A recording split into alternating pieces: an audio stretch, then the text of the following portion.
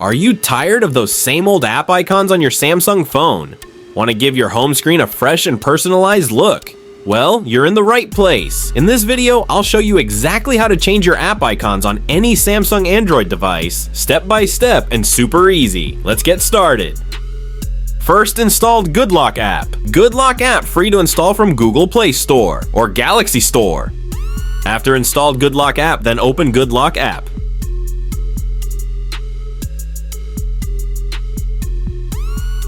Then scroll down and find Theme Park app. Then install that theme park app